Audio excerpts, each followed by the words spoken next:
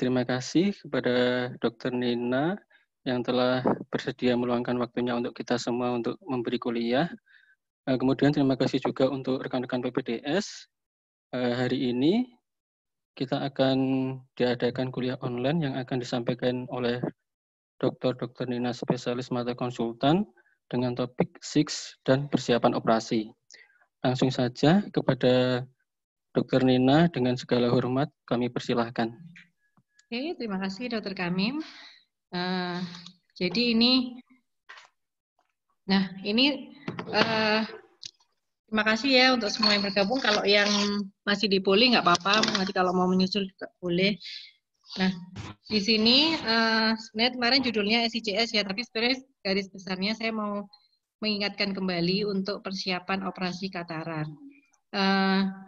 Karena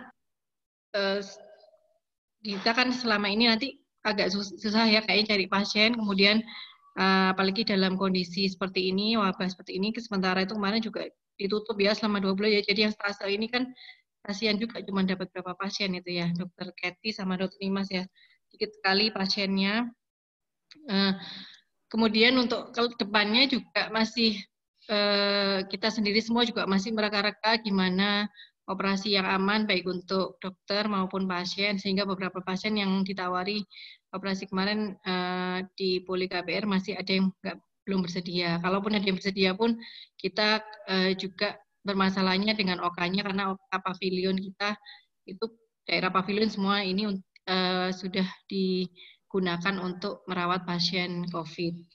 Jadi memang belum tahu ini nanti ke depannya OK-nya mau ditaruh di mana, katanya sih mau dicarikan tempat. Nah, sembari menunggu itu mungkin ada adik-adik PPDS mungkin ada yang lupa, kemudian saya juga mengingatkan kembali, ini saya memberikannya dari awal sampai akhir sampai yang operator ya, jadi harapannya nanti disesuaikan sendiri. Oh, saya ini sementara kompetensinya sampai ini untuk menyiapkan pasien itu adalah tanggung jawab saya, misalnya gitu ya. Memang satu tim itu biasanya di KPR ya harusnya semua menyiapkan pasien dan tahu pasiennya pasien semua yang mau dioperasi. Tapi biasanya kan ada yang khusus untuk yang bagian ini itu harus concernnya di situ. Untuk yang operator juga jangan sampai terlewat apa misalnya seperti itu. Nah, di sini saya mengingatkan kembali aja untuk persiapan operasi katarak. Nah, untuk ini misalnya semua pasien dari poli ya sudah screening, sudah dicek apa semuanya, pokoknya ini pasien MRS yang pre-op pagi itu ya. Nah, ini untuk PPDS, adik-adik PPDS yang mau melakukan operasi, untuk timnya mungkin yang KPR 1 ya, stase 1 mungkin ya bisa membantu untuk persiapan pasien ini. Jadi dilihat kan memang akan dibantu perawat ya, kayak baju ganti atau mengganti baju pasien atau menyiapkan menyiapkan pasien untuk mandi itu kan memang ada yang ininya perawat ya. Cuman kita lihat lagi juga, ya apa dia sudah menggunakan pakaian operasi dengan benar. Kemudian kadang-kadang topi itu dipasangnya itu benar apa enggak, topi operasi itu. Kemudian jangan lupa kalau misalnya ada yang digelung itu, kalau bisa jangan sampai ada yang cepolnya itu di belakang kepala, karena kan dia kalau tiduran itu akan menyulitkan itu ya, posisinya nanti nggak enak. Nah, seperti itu tuh harus diperhatikan. Kemudian tetes mata, biasanya memang kita titipkan malam ya ke keluarga, cuman tugasnya yang jaga pagi atau yang mau operasi ini juga harus melihat apakah mata yang mau dioperasi itu sudah ditetes midriatil, kemudian apa udah mata yang sesuai, kemudian hasil lab kalau bisa dicek lagi, terutama pasien-pasien yang rubber ya, masih rubber dengan penyakit dalam karena kencing manis, mungkin penyakit dalamnya merencanakan jam 7 sebelum operasi dicek ulang. Nah, itu sudah ada gula darah ulang apa enggak. Nah, seperti itu jangan lupa untuk dilihat dan dicek. Kemudian tensi badan yang misalnya ada yang harus diperhatikan pada kasus-kasus hipertensi, kemudian kondisi mata pre-operasi. Itu juga harus diperhatikan. Artinya gini, kadang-kadang kita lihat loh kok matanya jadi merah, ternyata bisa aja hari H menjelang operasi itu dia kena konjungtivitis, akhirnya harus dibatalkan. Nah, itu paling penting juga harus dievaluasi oleh adik-adik. Kemudian marking pada mata juga harus dipastikan, jadi dikasih, biasanya saya lihat itu dikasih kayak plester ya, mata mana yang mau dioperasi. Dan itu sama-sama ngecek biasanya, baik yang paling kecil maupun sampai yang mau operator, terutama operator itu sebenarnya harus tahu semuanya. Cuman biasanya kalau mau bagi tugas, tetap penanggung jawab itu adalah operator atau PPDS yang mau operasi atau yang mau bimbingan ya. Kemudian persiapan BHP-nya, semua BHP itu dicek, ada yang belum datang enggak, lensa jangan sampai mau dipasang baru tahu loh lensanya enggak dibawa ke OKA, misalnya seperti itu. Terus inform consent ya, tadi termasuk persiapan pasien sudah ditantangani atau belum, baik oleh yang melakukan operasi atau keluarga pasien atau saksi itu udah tanda tangan apa belum. Nah ini persiapan awal pasien yang harus dicek dan kita harus kerjasama ya, saling mengingatkan, saling mengecek, saling memantau, apalagi operator itu PPDS operator harus mengecek ulang semuanya ini nanti kalau menjelang operasi. Dan ini ada beberapa slide saya pinjam dari Dr. Mita ya, kemarin udah berikan instrumen yang digunakan pada operasi ya, dan ini ada pendahuluannya.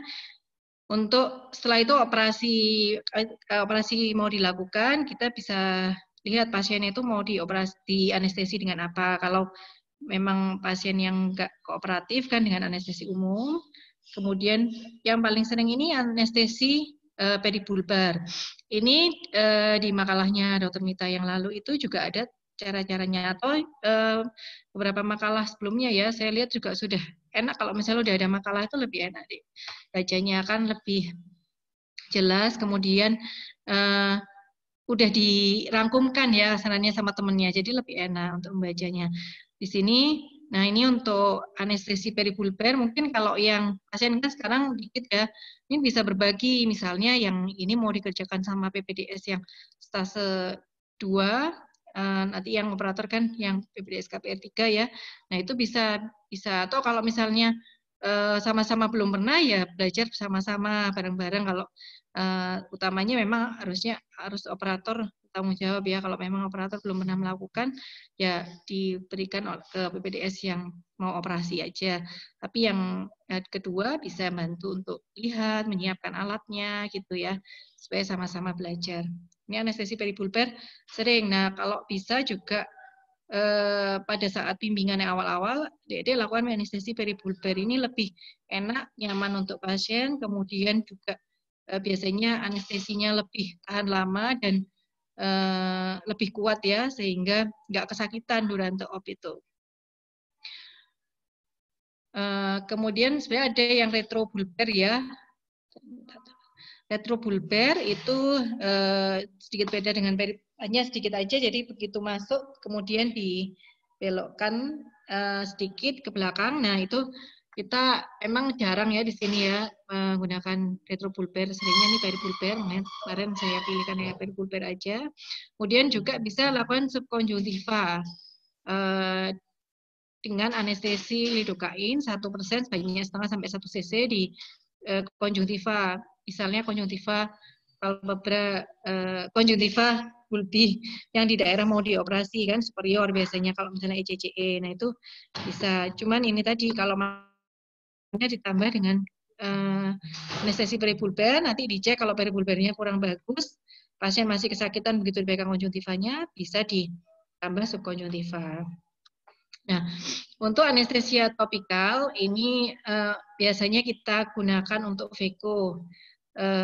Cuman ini juga kalau di center-center pendidikan yang saya pernah tanya juga, untuk PPDS yang mau mulai VECO juga tidak disarankan pakai anestesia topikal saja, lebih baik juga ditambah dengan peribulbar atau subkonjungtiva di sekitar tempat kita mau melakukan VECO itu, karena lebih nyaman, karena kadang-kadang masih belum lancar ya, jadi ada kesentuh iris atau apa, itu juga akhirnya memberikan rasa nyeri gitu. Nah, terus kemudian untuk sebelum operasi itu biasanya disiram ya, diirigasi dengan betadine. Tuh, kadang kita kalau sering lihat sih Mbak Yuni biasanya yang bantu ini ya. Kalau memang bisa, saran saya mungkin ini bisa dibantu oleh PDS yang stase 1. Jadi bisa membantu persiapan. Nanti kalau misalnya ini ada baksos atau apa, itu biasanya lakukan sendiri dari awal sampai akhir itu ada timnya harus solid dan semuanya bisa membantu untuk kegiatan operasinya ini. Nah, makanya itu belajarnya kalau misalnya mau ada operasi seperti ini, coba paling enggak yang stase 1 itu bantu untuk menyemprotkan betadine. Kemudian kalau untuk desinfeksi di sekitar kelopak mata biasanya dilakukan oleh operator sendiri ya. Nah, terus untuk kondisi yang wabah seperti ini, ada penelitian yang mungkin pernah lihat videonya ya, adik-adik. Itu dengan menyemprotkan povidone iodin konsentrasi 5% aja, sebenarnya dia udah membunuh banyak sekali koloni kumar, sekitar 90% lebih ya, termasuk virus COVID-19 itu. Jadi ini sangat disarankan untuk dilakukan seperti ini. Dan untungnya kita kan memang ini sudah prosedur rutin ya, jadi berarti insya Allah aman kalau sudah relatif aman kalau sudah dilakukan desinfeksi.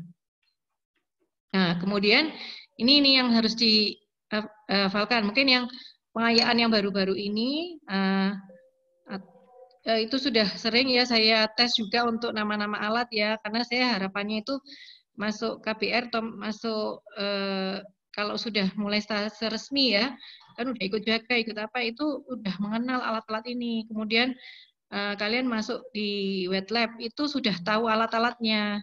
Supaya apa? Menggunakan sesuai dengan fungsinya. Jangan sampai misalnya gunting kornea itu dieman-eman, kita eman-eman banget digunakan untuk apa? Gunting plastik, apa gunting apa misalnya plastik pembungkus apa gitu kan, sayang sekali karena mungkin nggak tahu ya kegunaannya. Nah itu ini beberapa PPDS pengayaan yang baru-baru itu sudah saya rutinkan untuk mengenali alat sehingga harapannya kalau masuk di stase KBR 1 udah kenal. Nah, paling enggak juga bisa ikut menyiapkan, atau kalau misalnya biasanya ini kan disiapkan oleh asisten ya kebanyakan ya, cuman bisa sambil belajar-belajar juga, dilihat juga di ini. Nanti kalau pas jaga juga kan biasanya akan bantu-bantu, misalnya ada kornea situ, kalau dari awal lu sudah mengenal alat kan jadi bisa ngerti, siapkan kolibri ini misalnya jaga 2-nya bilang gitu udah tahu semua. Nah, harapan saya seperti itu, makanya saya kenalkan sejak awal sampai saya tes alat ya, kapan itu sudah banyak yang dites alat di waktu ujiannya. Ini kira-kira alat-alat yang banyak digunakan pada saat kita operasi katarak, tergantung nanti operasinya ICCE atau SCS. Nah, kemarin juga sudah dibuatkan oleh Dr. Mita ya, setiap step itu kira-kira alat yang digunakan apa, jadi penggunaan alatnya bisa sesuai. Dan ini adalah step-step yang dilakukan pada saat ICCE. Nah, seperti ini misalnya membuat mau melakukan ini ya, tegel musculus rectus itu ya, alatnya pakai apa itu kan, kita bisa pakai rectus forceps atau biasanya kita pakai aja pinset anatomis atau pinset chirurgis. Kalau nggak mau konjungtivanya berdarah-darah gitu bisa pakai anatomis. Tapi anatomis itu megangnya kalau belum biasa sering lepas-lepas gitu kalau megang muscle-nya gitu. Nah, setelah itu dilakukan tegel musculus rectus. Ini juga penting pada pemula ya, karena bisa ikut membantu mengendalikan gerak bola mata pasien, apalagi kalau pasiennya nggak kooperatif. Terus ini dari slide-nya Dr. Mita juga ya, saya pinjam ini peritomi konjungtiva, itu harus tahu juga ini apa jarumnya, guntingnya konjungtiva. Ya apa? Kemudian gunting konjungtiva itu sebenarnya besar. Cuman kalau di sini tuh karena terlalu besar ya, kita tetap memakai gunting yang digunakan untuk gunting kornea. Ya selama sama-sama di daerah mata sih nggak masalah kalau ini ya. Karena kalau aslinya yang konjungtival peritomi itu besarnya kayak gini. Yang nggak ergonomis untuk dilakukan pada saat operasi katarak ya. Jadi kita biasanya pakai gunting yang sama dengan kornea. Kemudian ini kauterisasi kalau misalnya melakukan kauter di untuk merawat perdarahan itu ya. Kemudian ini kalau untuk ECCE kan kalau untuk ECCE kita kan membuat insisi ya di tepi limbus ya. Insisinya bisa pakai slit knife, kemudian menembusnya ini kalau diamond itu mulai awal saya sekolah dulu juga nggak pernah ketemu yang diamond knife ya. Kita selalu pakai keratum biasa ya. Setelah pakai keratum ditembus, kemudian digunting corneal scalar scissor ini. Ini kursor saya tuh kelihatan nggak di situ? Nggak. Kursor saya gerak itu kelihatan, dokter. Kelihatan ya. Nah ini kalau ECCE mungkin nggak usah kaliper, mungkin nggak terlalu diperlukan ya. Yang jelas cukup lebar, kira-kira hampir setengah kuadran bola limbus ya. Itu kira-kira cukup. Memang lebar sekali kalau ECCE ya. Kemudian cornea scleral scissors atau gunting kornea ini ada yang bentuknya gini, ada yang bentuknya ngadep kanan sama ngadep kiri. Tapi kalau yang ini kita bilangnya banci. Itu bisa karena satu gunting ini bisa untuk ke kanan, bisa untuk ke kiri. Jadi lebih hemat kalau beli-beli ya. Kalau yang ngadepnya sendiri-sendiri itu kan harus beli dua jadinya. Nah, seperti itu. Ini yang tadi saya bilang biasanya sekalian dibuat untuk konjungtiva gitu. Kemudian untuk melakukan sisi bisa pakai jarum, bisa juga pakai utrata, forceps utrata ya. Ini. Kemudian untuk hidrodiseksi pakai jarum hidro ya. Ini harus tahu juga. Kemudian untuk mengeluarkan nukleus kita bisa pakai Vectis ya. Kok nggak ada yang di sini? Dari mana? Kita pakai Vectis. Tapi kalau misalnya ECCE itu kan hanya ditekan aja. Jadi pakai muscle hook sama Vectis. Muscle hooknya pegang pakai tangan kiri. Muscle hooknya itu ya yang di gambarnya itu kelihatan sebenarnya. Ini ada. Nah ini pakai muscle hook. Kemudian kalau ini dia diambil sama forceps ya. Tapi kalau kita nggak pernah. Jadi cuma ditekan juga sama Vectis ya. Ini menahan, yang kiri menahan, yang kanan yang aktif untuk menekan skleranya. Jadi akhirnya nukleus itu akan keluar dengan sendirinya. Nah ini makanya ini butuh insisi yang cukup lebar karena untuk keluar itu dia butuh jalan yang lebar kalau dengan kompresi seperti ini ya, dengan ekspresi nukleus seperti ini. Beda sama SICS nanti. Kalau misalnya SICS kan dia nggak perlu insisi lebar-lebar karena luksir dulu ke atas, kemudian disendok dikeluarkannya. Kemudian ini untuk membersihkan korteks, irigasi dan aspirasi pakai Simcoe kanul. Tuh. Pemasangan lensa intraocular lens bisa pakai straight forceps, bisa juga pakai yang bengkok. Biasanya kita pakai yang bengkok ya. Sebentar, tadi itu ada yang beda di sini. Ini dulu saya tunjukkan lagi ya. Nah, ini nih ada yang, ini kelihatan nggak ya yang saya tunjukkan? Itu kayak bentuknya kayak cocor bebek. Kalau ada yang pernah lihat saya masang iris claw, itu megangnya ini bisa dibayangin ya. Ini kita megangnya di optiknya. Jadi dia menjepit optik tuh di atas sama di bawahnya gitu loh. Bentuknya kayak cocor bebek. Ini dulu kalau dokter Eva SICS sering pakai ini. Lebih enak sih memang karena dia pakai optik ya. Tapi kan sekarang kita sering pakai yang mana ya bengkok. Ini kok pas nggak ada di sini. Yang bengkok itu ya kita megangnya kan di haptiknya ya. Nah itu kalau ini sebetulnya ada sih. Kalau mau pakai ini itu, tapi biasanya saya pakai waktu masang iris claw.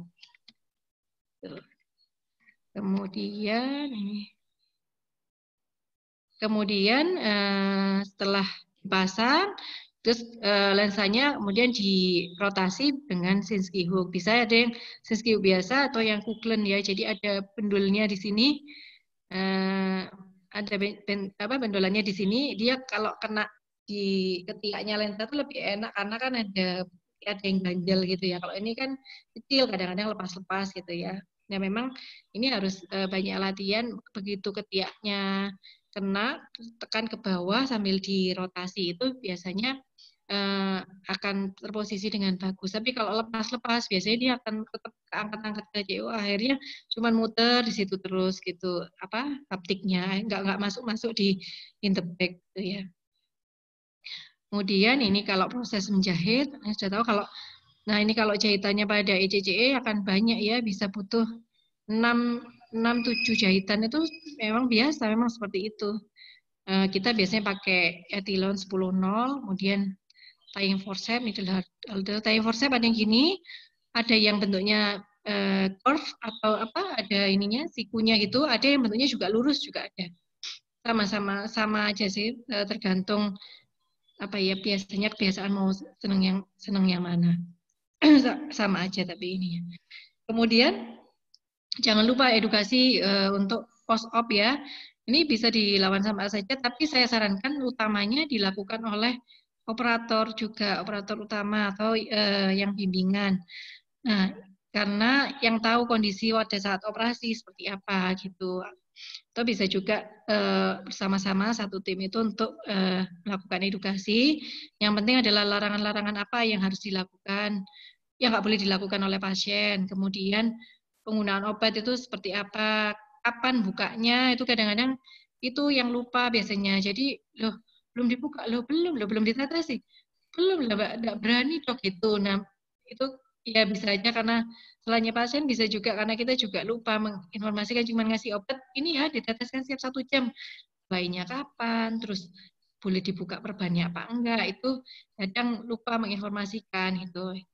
Itu juga. Nah ini saling ngecek, saling mengingatkan, apalagi kalau pasien di rumah sakit ECCE kan ngamar ya, kalau bisa diinceng-inceng juga untuk operator atau timnya yang ikut operasi tadi, oh aku mau pulang, tadi pasien itu kan sudah berapa jam setelah operasi, kira-kira udah ngerti nggak ya, udah dapat obat enggak, terus udah dibuka enggak, sudah mulai dikasih atau enggak. Nah itu nih, kalau perlu dituliskan di AP-nya di F7 ya kalau nulis ya. AP yang di status itu, karena biasanya kalau kita lupa nanti perawat yang akan lihat juga bisa bantu kita ingatkan. Kemudian jadwal pemeriksaan post op, kira-kira akan dikontrol berapa kali, itu juga perlu disampaikan di depan biasanya. Proses sterilisasi ini biasanya ikut ke perawat ya. Cuman ini saya pesankan aja, terutama kita biasanya sterilisasi sendiri atau membersihkan sendiri itu kalau pas baksos. Nah, tadi itu kalau yang perlu diingat, intinya kalau adik-adik punya alat sendiri ya, itu disayang-sayang ya alatnya itu, artinya kalau habis dipakai itu dilapi gitu, terus habis gitu kalau bisa setiap ujung-ujung yang butuh tajam ya kayak gunting apa itu ditutup pakai selangnya infus itu loh. Biasanya udah tahu kan ya, udah sering lihat. Nah itu supaya karena itu kalau bergesekan satu sama lain, apalagi waktu di steril, apalagi kalau sterilnya tuh pakai pemanas biasa yang digodok biasa itu kan ditumpuk ya jadi satu di korentang gitu ya. Nah itu kalau nggak ada penutupnya bergesek-gesekan nanti akhirnya seperti gunting itu jadi bisa tumpul gitu kan, sayang. Itu kalau misalnya nanti ya saya rasa udah punya ya, biasanya udah mulai beli-beli alat katarak set ya, itu dijaga sendiri, kira-kira seperti itu untuk proses sterilisasinya. Kemudian, nah kalau ini sekarang tentang manual 6, ini mungkin untuk yang tahap yang lanjut yang udah ke mau operator ya, jadi operator. Ini sebenarnya ECCE sama SICS ini relatif sama ininya, proses-prosesnya, hanya bedanya tuh kita bikin ini tunnel ini, scleral corneal tunnel, sama ada tindakan untuk luksir nukleus ke anterior chamber ya. Ini memang yang saya sampaikan ini kayaknya sederhana ya mungkin ya, cuman kami merasa itu kayaknya selama ini belum memberikan step by step arahnya. Kita kemarin udah ngasih VECO dari A sampai Z ya, tapi kami pikir-pikir lagi juga mungkin selama ini kan cuma dapat berapa di sini, akhirnya keluar ini. Nah, harapannya di sini itu kita bimbing teorinya dulu yang mantap, paling nggak dengan adanya tendiran ini adik-adik bisa kira-kira bisa sudah bisa punya bekal atau punya teori kira-kira melakukan manual 6 atau ECCE yang baik ya. Kalau ECCE tadi alat-alatnya juga sudah tahu ya.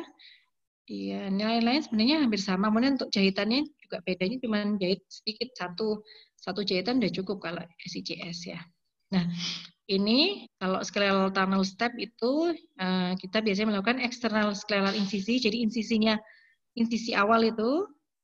Nah, ini bedanya ya kalau di ECCE kan di sekitar limbus ini. Jadi bukanya ini nggak bisa terlalu besar. Biasanya kalau dilihat dokter Budi itu bukanya terlalu jauh, mesti ditegur. Kamu buka terlalu jauh untuk apa? Kalau ECCE kan ini loh, peritomi konjungtiva loh maksud saya. Kalau ECCE aja kan cukup dikit aja, asal nanti setelah waktu jahit, jahitannya cukup, skleranya ini cukup tempatnya untuk kita menjahit, itu aja udah cukup. Tapi kalau SICS kita harus membukanya agak ke belakang ya, mundur ke belakang ya. Tapi ke sininya ini lebih sempit biasanya. Kalau ECCE beda, sininya malah lebih lebar untuk peritominya, tapi ke belakangnya ini lebih sedikit karena nggak perlu membuat scleral tunneling. Kemudian insisi yang pertama bisa bentuknya front, kayak gini ya, ini kelihatan bentuknya front. Ada yang mau lurus, nggak apa-apa. Biasanya awal-awal ini kan agak susah ya buat seperti ini, mau lurus aja nggak apa-apa. Kemudian kalau awal-awal itu sebaiknya mepet aja dulu, jadi semi ECCE, mepet aja dulu ke limbus gitu, baru nanti kalau sudah semakin mahir bisa jarak ideal yang 2 mili itu. Nah, kalau yang bentuknya front ini 2 milinya adalah dari titik yang ini, bukan dari yang sini. Jelas ini udah nggak 2 mili ya, yang dari puncaknya sini. Kemudian nanti kita harus perhatikan scleral corneal tunneling dan kapan kita menembus anterior chamber. Ini ya untuk intraoperative complication. Ini untuk placement anterior incision tadi. Nah, ini ya gambarnya 2 mili, kemudian lebarnya sekitar 6 mili. Kalau bentuknya front. Kalau bentuknya lurus, bisa lebih besar lagi, sekitar 7 sampai 8 mili. Nah, makanya kalau yang 6 ini kita tadi mau pakai kaliper, oke, biar lebih bagus ya, atau lebih pas untuk ininya, ukurannya. Kemudian, nah ini kalau penempatannya scleral incisi tadi kalau terlalu anterior dia akan menyebabkan bisa lukanya nggak kedap. Kemudian ada astigmatisme. Kalau tadi kan saya sampaikan, tapi kan awal tadi suruh deket lah, gimana ya? Nggak apa-apa, makanya nanti kalau masih awal, kalau terlalu jauh memang akan sulit manuvernya. Tapi kalau bisa deket semi ECCE itu kan kita bisa merasakan dulu gimana buat scleral tunnel tanpa manipulasi yang berlebihan dulu. Nah, kalaupun nanti satu jahitan nggak kedap, boleh 3 jahitan dulu nggak masalah. Jadi kan kalau udah bisa mundur dikit kan akhirnya bisa cuma 1 jahitan. Atau kadang kalau aku sukanya ada yang shutterless gitu. Nah, terus ini kalau scleral insisinya itu terlalu ke belakang, itu akan tunnelnya ini dari insisi sampai mau nembus kornea itu kan akan panjang. Jadi akan menyebabkan white tunnel. Kemudian yang paling sering ini adalah sulitnya untuk melakukan delivery nukleus dan manipulasi instrumen. Jadi ke dalamnya itu kan melewati setelah yang panjang dulu, lorong yang panjang kayak gitu ya. Kemudian baru masuk ke COA. Bisa dibayangkan kan harus manipulasinya kan agak lebih sulit karena melewati tunnel tadi itu. Kemudian, nah incision length itu luka insisi. Ini maaf ya, PowerPoint-nya campuran bahasanya.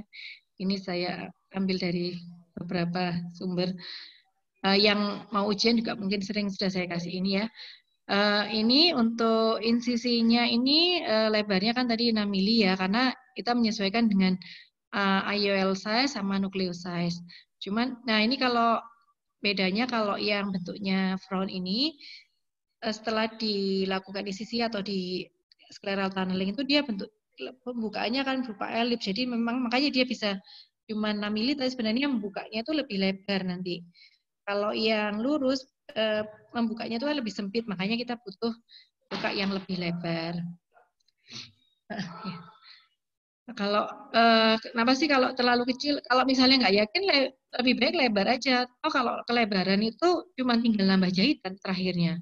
Kalau misalnya terlalu kecil itu malah banyak nanti komplikasinya seperti kesulitan waktu nukleus, keluarkan nukleus. Akhirnya kalau sulit keluar nukleusnya, bolak-balik keluar masuk nggak lancar di waktu keluarnya itu akhirnya endotelnya korneanya bisa rusak, terus jadi corneal edem. Jadi hari pertama operasi sama sebelum operasi jadi sama visusnya seperti 300 misalnya gitu.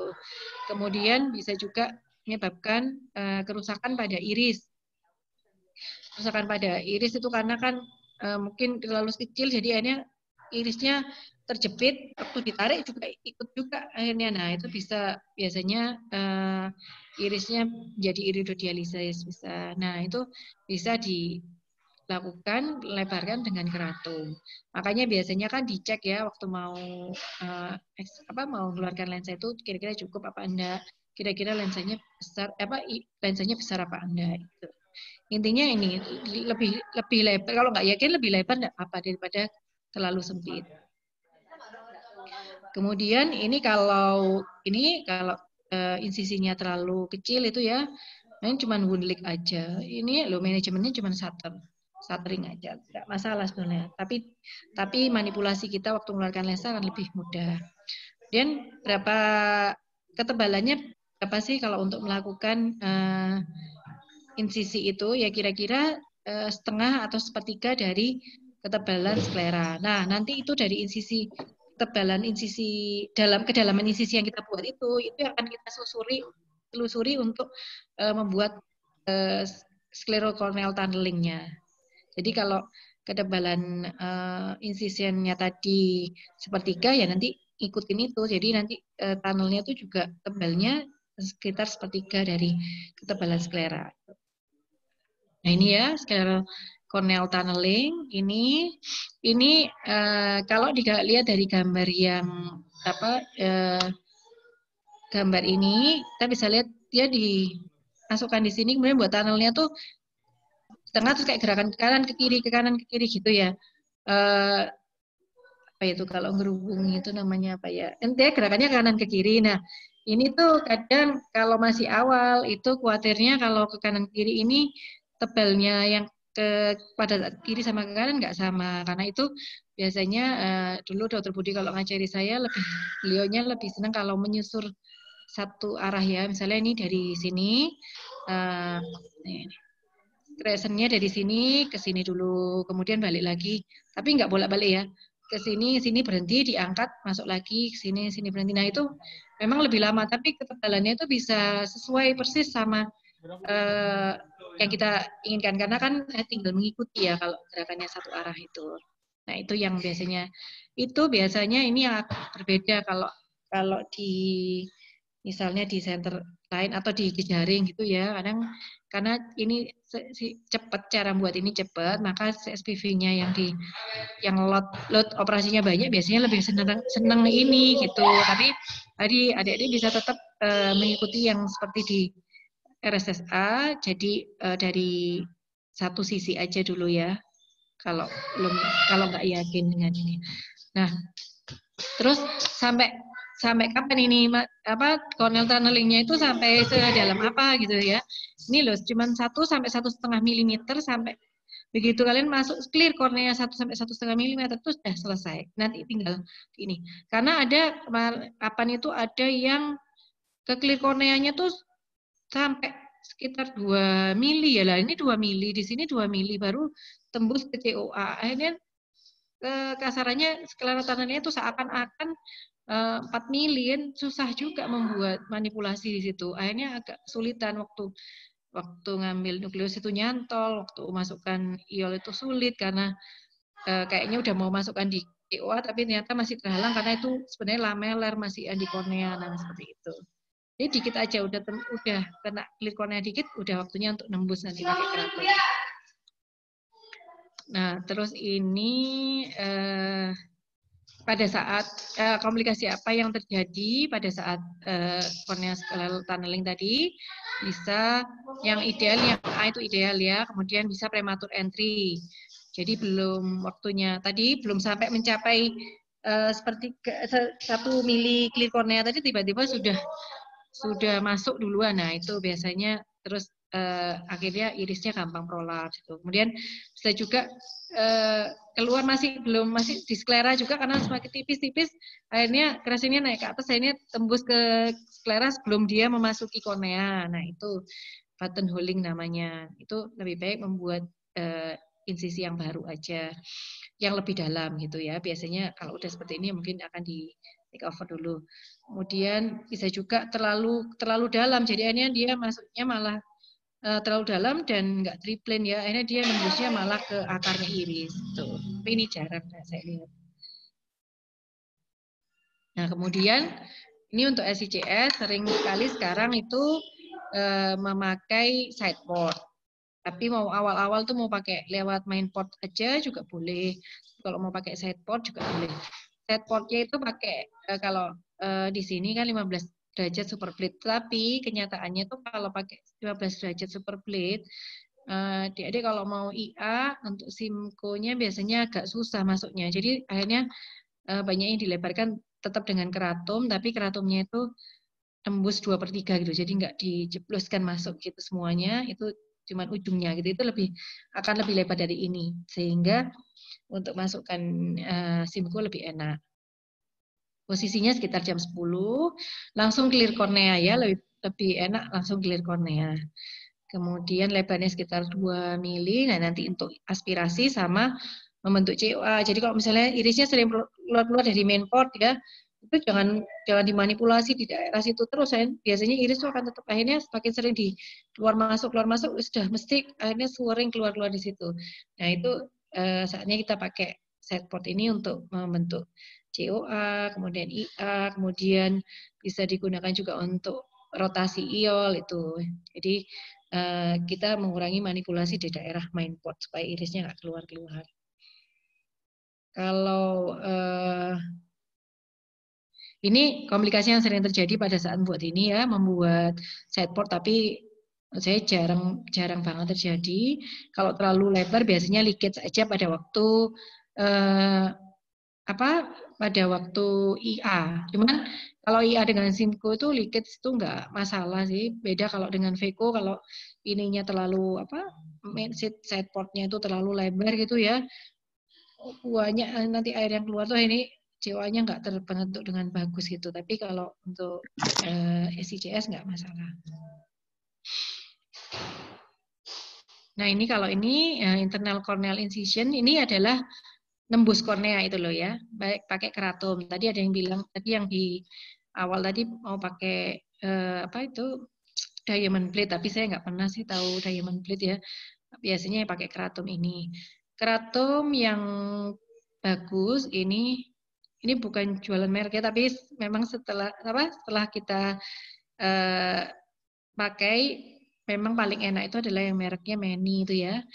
Meni ini kalau penyimpanannya bagus, artinya setelah ini dibersihkan, kemudian disteril, kemudian ditaruh itu bisa banyak kok, bisa sekitar 20 pasien itu sebenarnya masih bisa itu ya untuk menggunakan, asal disterilkan juga ya, jangan lupa disterilkan karena kan akan untuk dipakai untuk pasien berikutnya. Kalau yang jadi akhirnya kita sebenarnya lebih ekonomis ya untuk keratum yang Meni itu. Beda dengan ada yang punyanya, ada yang lebih murah-murah itu biasanya punyanya India, tapi kalau dipakai 1-2 pasien biasanya sudah tumpul, akhirnya harus ganti lagi dan biasanya nggak enak, nggak terlalu tajam nanti. Kalau di rumah sakit saya nggak tahu bisa dapat Meni nggak ya. Tahu saya biasanya ada dikasih kok Meni. Tuh. Nah untuk intraoperatif complication-nya itu biasanya ini bisa decimate membran basement membrannya itu kena gitu ya, tapi jarang juga sih kasusnya. Setahu saya jarang. Cuman ini tadi justru yang sering yang tadi saya bilang harusnya begitu ada waktunya masuk ini langsung ditembuskan ke bawah ke inferior ke mana itu ke arah COA. Tapi yang sering terjadi beberapa kali terjadi itu masih ditembuskan lamelar. Akhirnya membentuk kayak membentuk tunneling lagi di korneanya itu gitu ya. Yang sering. Kemudian kapsulotomi tadi itu ya sama dengan ini can opener, CCC, envelope kapsulotomi ya. Tindakan ECCE atau SIX mau apa aja itu nggak masalah. Kalau hanya VECO yang idealnya untuk CCC itu ya. Jadi kalau awal-awal saya sudah sering kali juga bilang ECCE sama SIX itu membutuhkan untuk mudahnya, apalagi ECCE itu membutuhkan kapsulotomi yang lebar. Bukan kapsulotomi yang 5-6 itu adalah berlaku sebenarnya untuk VECO. Karena kalau ECCE kan cuma tinggal ditekan aja. Kalau dia terlalu sempit ya nggak bisa keluar nukleusnya. Kalau SICS juga kita butuh luxir. Kalau luxirnya terlalu kecil, kalau masih baru belajar juga akan kesulitan. Makanya dibuat selebar mungkin aja kapsulotominya. Kalau nggak yakin dengan CCC, awal tuh pakai can opener aja. Itu aman juga, lebih enak. Saya dulu juga belajar tuh can opener terus, baru setelah baru setelah VECO aja baru belajar CCC gitu. Artinya nggak masalah sebenarnya adik-adik mau can opener itu nggak masalah. Kalaupun nanti sudah bisa can opener, kemudian CCC-nya udah bisa mengendalikan. Yang penting sudah bisa, yang dianggap bisa tuh apa sih, bukan hanya akhirnya CCC-nya berhasil gitu, tapi kecil gitu tuh sama aja enggak. Tapi yang dianggap bisa untuk CCC adalah bisa mengendalikan ukuran sesuai dengan yang kita inginkan itu loh. Jadi kalau pas VECO ya minta 5 ya kita bisa mengendalikan 5, dapat 5 mm diameternya. Kalau pas ini SICS nih ya, saya mau kok lensanya kayak besar, saya mau lebih lebar. Nah, itu kita bisa mengendalikan mepet di tepi pupil. Itu adalah CCC yang berarti sudah bisa itu seperti itu. Jadi bukan hanya sekedar membuat diameter pokoknya lengkap itu ya, continuous gitu, tapi kecil itu sebenarnya enggak. Terus yang perlu saya garis bawahi juga, nanti kan kalau misalnya kekecilan bisa direlaksasi. Nah, relaksasi itu sebenarnya kan memang di 2 sisi ya. Biasanya kita jam 1, 10 jam 1. Tapi beberapa kasus itu hampir 50% ya kayaknya ya. Justru terjadi daerah situ. Padahal kita juga udah membuat 2 misalnya gitu ya.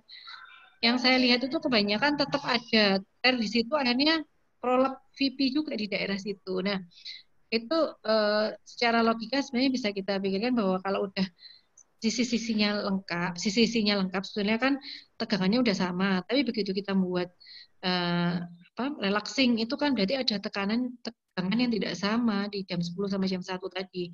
Makanya potensi untuk kapsul posterior juga jadi besar. Nah, justru beda sama can opener. Can opener itu kan memang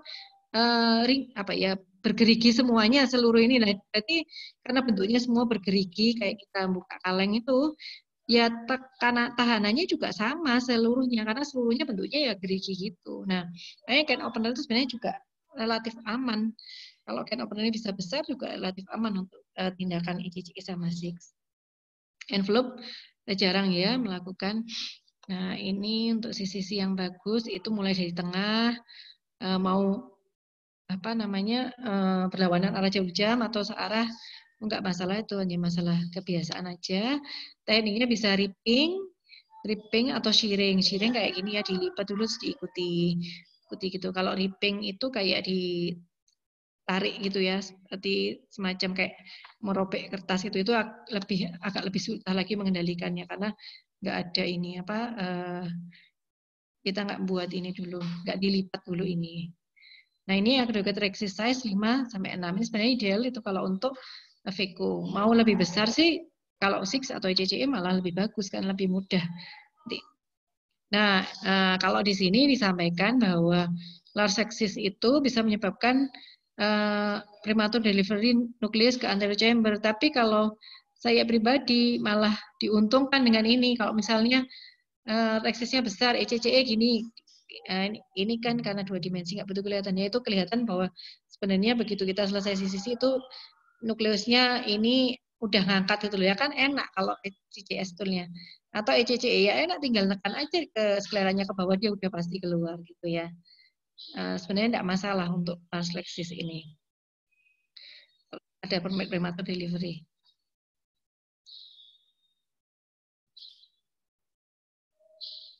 Nah, kalau ini kalau difficulties placing in IUL in the back ini juga kalau PMMA nggak ada masalah juga. Kan begitu di PMMA, PMMA dipasang itu biasanya udah stabil. Kemudian kan kalau misalnya kelihatan kok terlalu besar reksisnya terus pupilnya masih mitri, juga bisa ditambahin miotikum ya. Jadi bisa lebih kecil, bisa miosis pupilnya, juga akhirnya nanti kan lensanya juga udah stabil. Kalau sisi tadi biasanya yang sering terjadi itu escape. Ya gimana kalau escape? Escape itu biasanya kita kasih visco, kemudian yang tadi tempatnya escape tadi itu coba ditelusuri, kalau masih bisa ditarik ke tengah, pakai Utrata itu ditarik, kalau nggak bisa ya digunting. Kok terlalu jauh udah kelihatan escape-nya tuh udah di bawah sampai di bawah iris. Nah, kita bisa yang kelihatan tadi digunting aja, kemudian mengikuti membuat flap yang baru, jadi mengikuti pola flap yang baru, atau mengambil dari sisi yang lainnya. Tadi kan ada sisi yang kita tinggalkan tadi, nah dimulai dari situ bisa. Tapi akhirnya jadi berkebalikan. Misalnya tadi udah searah jarum jam, kemudian escape di jam 11. Nah, tadi permulaannya ada di jam 6 misalnya gitu ya. Akhirnya kita mulai lagi di jam 6 menuju jam 11. Akhirnya berlawanan dengan jarum jam gitu. Kalau memperbaiki sisinya. Kalau atau bisa di-convert ke can opener, ya udah terusin aja sisinya kayak can opener kayak di ini. Kayak di gambar ini. Nah, ini tadi ya, kalau small capsular rhexis nanti akan kesulitan di bisa akhirnya nanti closure capsular tear atau sonula dialisis. Jadi akhirnya nanti sonula sini-nya itu jadi subluxasi jadinya ya akhirnya. Nah, ini bisa diperbesar dengan 2-3 relaxing incision, tapi saya tadi memberikan garis bawah bahwa relaxing incision ini juga sebenarnya bukan prosedur yang aman. Karena kan kadang kalau masih baru juga akhirnya manipulasi tetap berlebihan. Akhirnya ya itu tadi relaxing incision itu malah melebar gitu. Kemudian ini kalau yang mau melebarkan tadi itu kalau terlalu kecil bisa juga menggunakan double rhexis. Jadi buat robekan baru kemudian melingkari itu.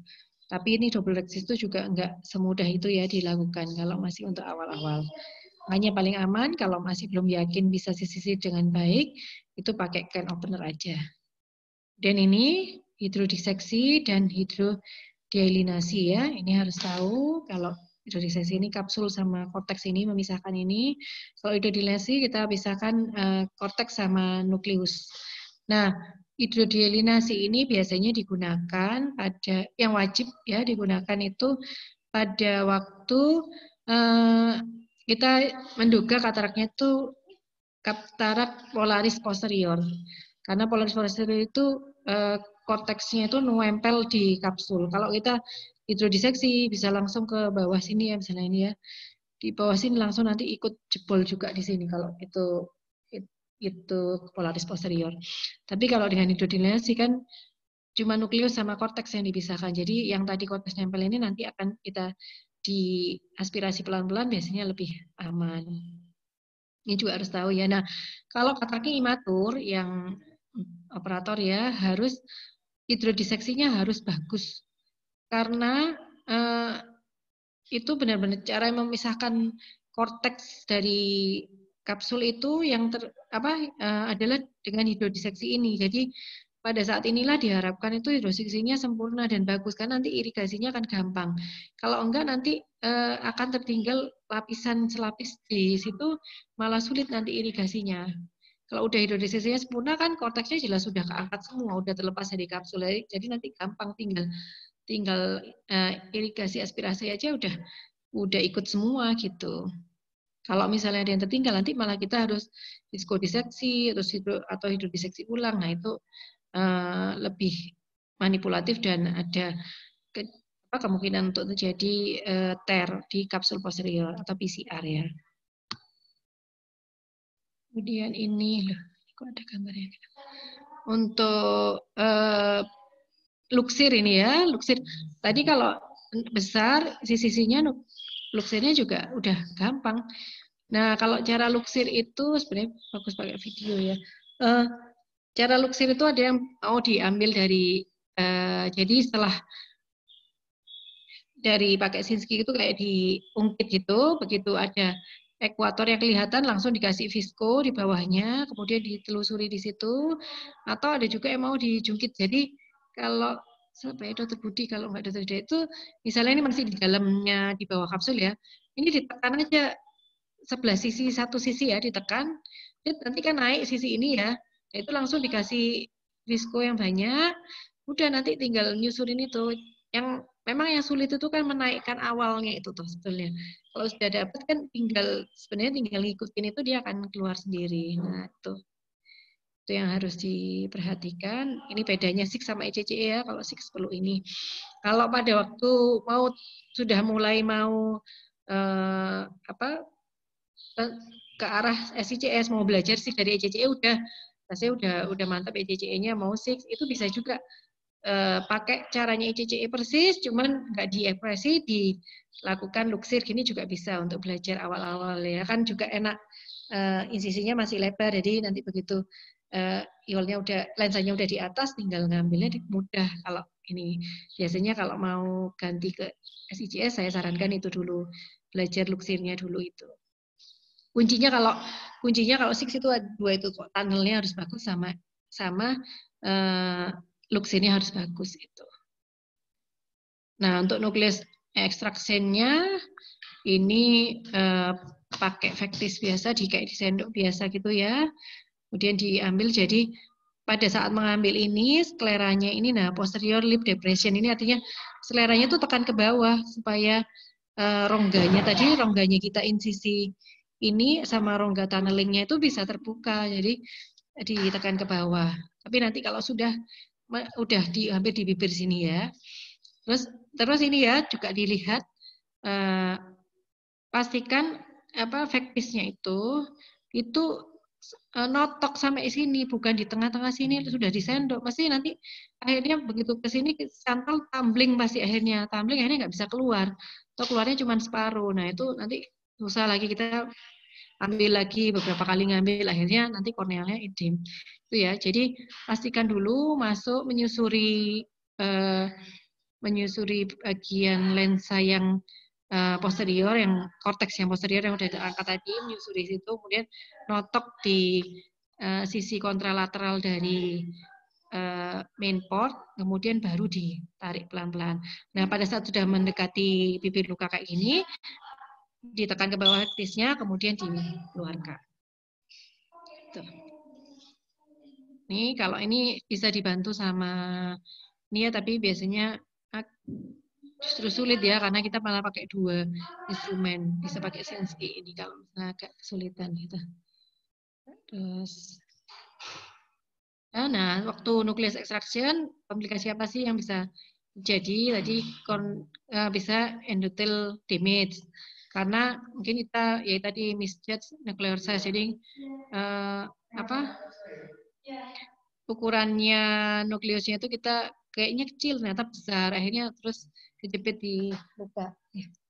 Kemudian visko yang kurang. Jadi tadi ya jangan lupa setelah terluksir nukleusnya itu atas sama bawahnya itu dikasih visko yang banyak, sehingga dia yang bagian atas itu benar-benar melindungi dari endotel kornea, yang bagian bawah itu melindungi dari kita kena ke kapsulnya itu.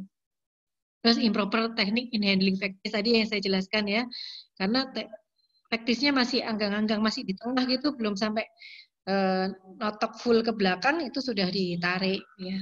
Kemudian bisa juga karena endothelial damage-nya itu karena itu akhirnya coba lagi, akhirnya nggak keluar, coba lagi. Nah itu akhirnya korneanya edem, bisa endothelnya rusak dan kornea edem. Kemudian nukleus terjepit di luka itu ya juga sering, karena tadi ini lukanya nggak terlalu lebar, kemudian salah memprediksi ukuran lensa. Iris trauma itu juga sering, karena kurangnya visko biasanya ya di situ, akhirnya waktu narik itu irisnya kejepit, ketarik juga ya. Kemudian posterior capsularen dengan vitreous loss, ini alat kita tadi faktisnya terlalu menghujam ke bawah gitu, akhirnya tembus juga ke kapsul posterior. Tapi ini saya kira selama ini jarang ya, yang sering itu yang trap nukleus tadi itu. Sama endothelial damage ya. Nah, kalau ini sekarang adalah aspirasi korteks sama pada ICCE, bedanya kalau tadi ya, akhirnya kalau kita udah bikin second port, lebih enak bisa lewat sini. Ininya, kalau apalagi daerah yang main insisi ini paling susah diambil kalau dari main port.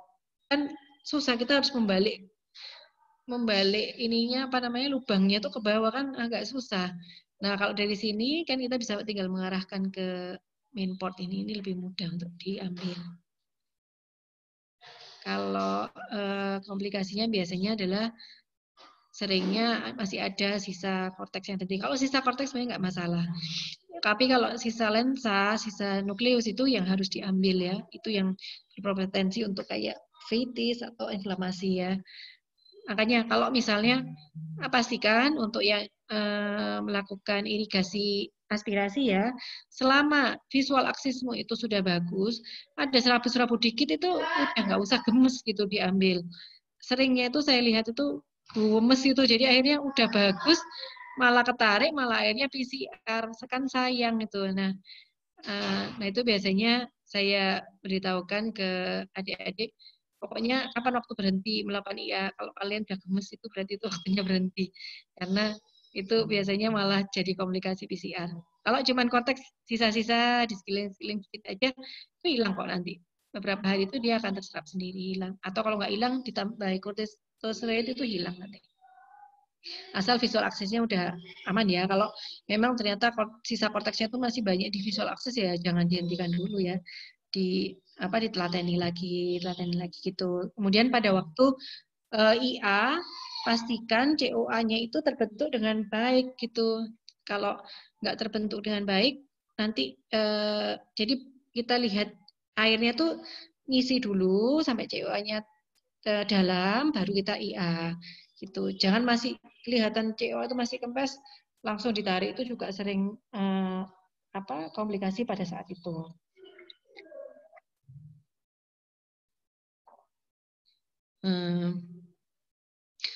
Ini waktu korteks, aspirasi korteks biasanya komplikasinya nyentuh-nyentuh pupil, misalnya pupilnya kecil, akhirnya nggak kelihatan korteksnya. Itu bisa tambahin visko bisa. Kemudian ini tadi posterior capsular tear, karena udah ngejar yang ini ya, ngejar kapsul, ngejar korteks yang di pinggir-pinggir aja, itu biasanya akhirnya terjadi tear. Udah setelah sudah melakukan, udah korteksnya udah bersih, pokoknya visual akses sudah aman, udah pasang lensa dulu aja. Kalau misalnya merasa sebenarnya kurang bersih sih, tapi tengah-tengah udah bersih, nggak apa-apa. Kita pakai pasang lensa dulu aja, kasih visko, pasang lensa, baru nanti sisa-sisa korteksnya di pinggir-pinggir itu bisa diambil di atas lensa. Itu jauh lebih aman karena lensanya jadi akhirnya juga bisa sebagai bantalannya kita ya, sehingga langsung nyentuh ke kapsul posterior.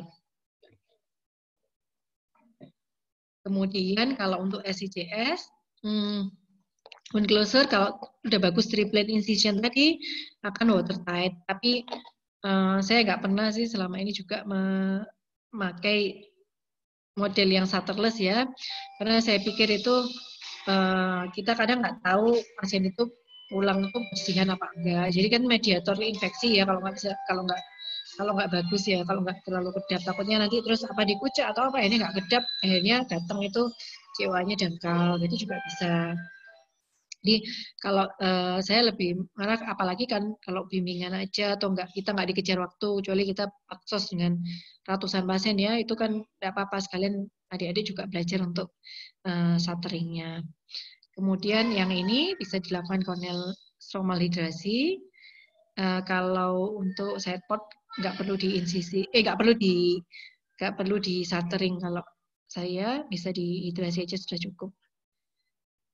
Kemudian, nah itu tadi kalau ECCE kan bedanya ini bisa banyak. Ini juga bisa nih, mungkin kalau six yang awal-awal ya bisa karena mepet di limbus, mau dijahitnya sampai 2-3 nggak masalah sebenarnya. Atau jahitan tuh kalau ada masalah astigmat kan tinggal ngambil, tinggal aji sebetulnya kan mudah.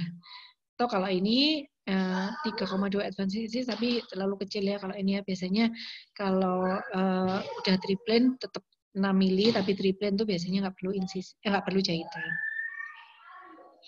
Oke, kira-kira itu yang ingin saya sampaikan. Jadi harapannya di sini tuh saya mengingatkan kembali step by step untuk persiapan operasi katarak dari awal sampai akhir dan di sini harapannya juga semua bisa kerjasama. Tadi yang stase 1 bisa mengira-ngira ya, oh ya berarti tugas saya itu lebih ke arah yang sini. Yang stase 2 walaupun nggak operasi, belum operasi sekalipun itu ternyata banyak yang bisa dilakukan oleh yang stase 2.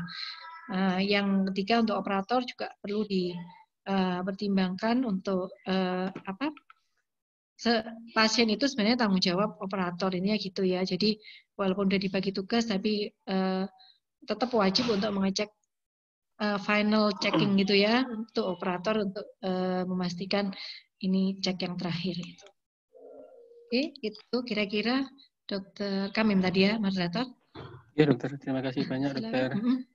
Kita lanjutkan ke sesi tanya jawab. Mungkin ada yang tanyakan dari rekan-rekan PPDS.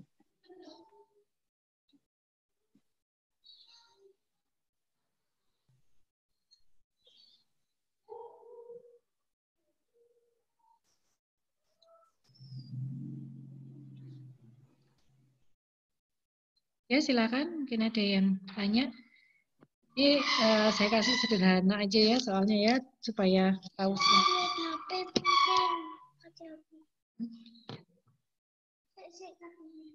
Belajar. Bentar 5 menit.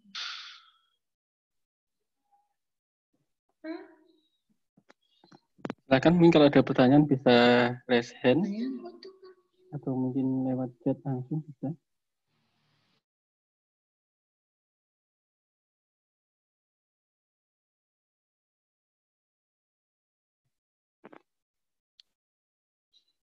Mohon izin, Dokter Kamim ada pertanyaan dari Dokter Heronita. Oh iya, silakan Dokter Nimas.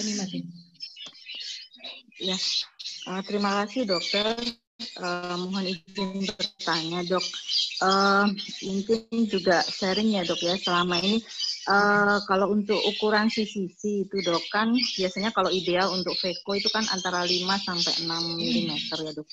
Nah sebenarnya ada nggak sih ukuran kalau kita melihat di apa namanya kadang-kadang tuh saya belajar untuk 5 sampai 6 mm itu kok sulit sekali ya dok ya. Mungkin ada tips atau triknya.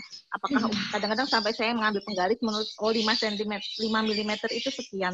Tapi kenapa ketika diaplikasikan di apa namanya di lensa mata gitu ya dok ya, kok ukurannya jadi pasti lebih kecil gitu ya dok. Itu kira-kira apakah memang sebenarnya yang kita lihat di bawah mikroskop langsung 5 mm itu dengan yang berada di luar itu sebenarnya ada perbedaan nggak sih dok? Mungkin karena bias atau karena dia letaknya lebih di dalam gitu, jadi memang ukurannya jadi tampak lebih kecil atau tampak lebih besar begitu dok. Mungkin ada tips dan triknya sendiri.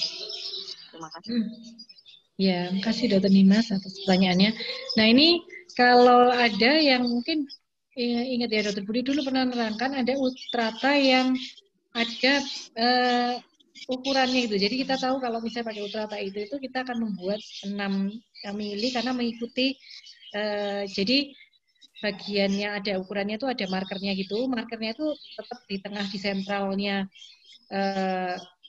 sentralnya kapsul. Jadi kita tinggal mengikuti itu kayak jangkar itu loh, kayak bisa membayangin ya kayak jangkar. Jadi markernya itu tetap kita arahkan di situ, nanti akhirnya jadinya pas 5-6 mili. Tapi ini ada ultrata khusus mereknya apa gitu loh. Kalau kita kan pakai jarum ya.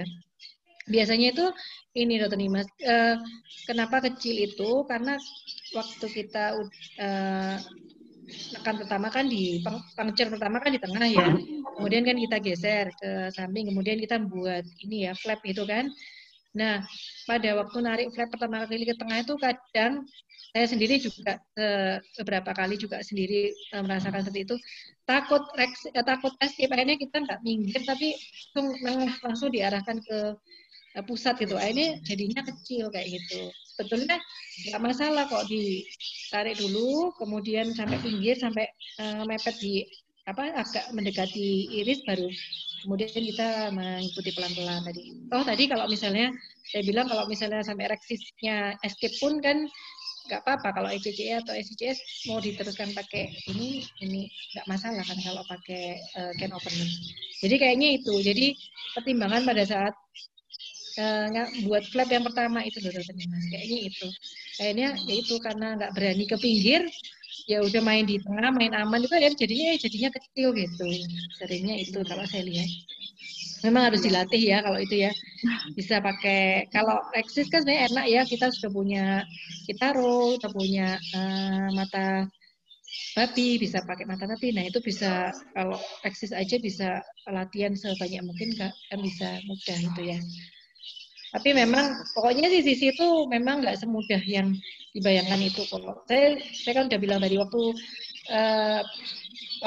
residen pun saya tuh hampir nggak pernah sisi karena itu nggak pernah lengkap juga gitu. Baru akhir-akhir ini aja kalau udah waktu mau transisi ke VECO baru akhirnya belajar sebanyak mungkin supaya sisinya sempurna. Jadi nggak masalah. Intinya jangan kekecilan. Kalaupun itu dilebarkan, dipepetkan di iris, tepi pupil, kalaupun nanti sampai terjadi escape nggak apa-apa, nanti diteruskan pakai can opener ya. Itu sih mungkin tipsnya yang bisa dilakukan seperti itu, Dokter Nina. Baik, terima kasih Dokter Nina. Jadi kalau misalnya kita nggak pakai ultrata yang ada ukurannya itu sebenarnya kalau misalnya kaliper ya Dok ya, itu kita lihat ukurannya sama nggak sih Dok? Letaknya yang satu sama lah sama ya Dok ya. Sama, ini dilihat di kaliper di mikroskop atau aslinya sebenarnya kan sama, nggak ada perbedaan. Baik, Pak Dokter Nima sempat operasi berapa? Sudah? Saya baru 11 Dokter. 11 ya. Kalau 11 mungkin belum bisa merasakan feel-nya untuk sisi yang enak ya. Ya kondisinya seperti ini, sebenarnya kondisinya kayak gini nih, makanya susah juga. Kita juga ingin ngasih banyak, tapi kondisinya tidak memungkinkan. Ya, itu aja, mungkin Dokter Nimas bisa latihan banyak mungkin di yang paling mirip itu lebih miripan Kitaro daripada mata babi Kak Bunda. Karena mata babi atau mata kambing itu kan lebih lihat ya kayaknya ya dibandingkan mata manusia. Atau itu yang kulit salak yang diajarin Dokter Budi itu lebih mirip lagi kan, tipis-tipisnya juga seperti itu. Iya Dokter. Terima kasih Dokter. Iya sama-sama. Terima kasih Dokter Nimas. Silakan bila ada pertanyaan lain.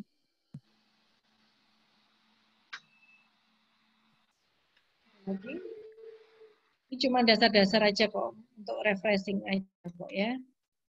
Kira-kira seperti itu.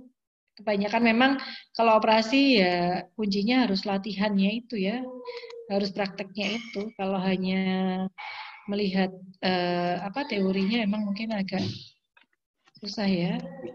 Mohon izin Dokter Eru ingin bertanya. Silakan Dokter Eru.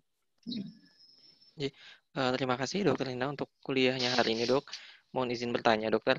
Untuk kasus prematur entry, ini manajemennya, misalkan prematur entry Dok dengan iris prolaps, kita lebih baik melakukan yang mana dulu Dok untuk manajemennya? Apakah reposisi irisnya dulu atau kita manajemen luka insisi kita dulu Dokter? Untuk prematur entry ya, Dokter Ibu ya.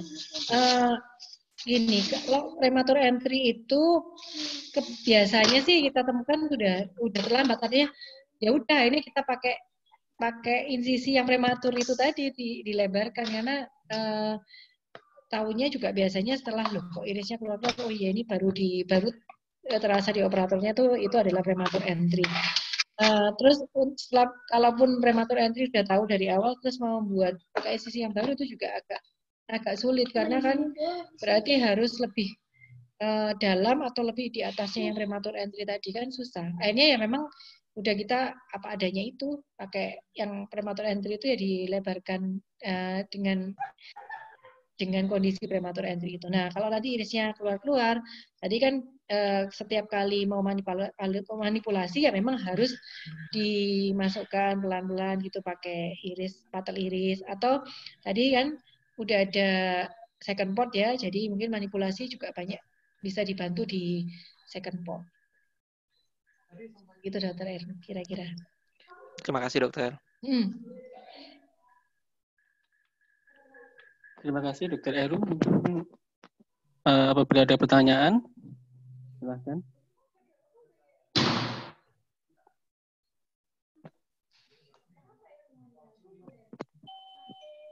Lagi? Ya,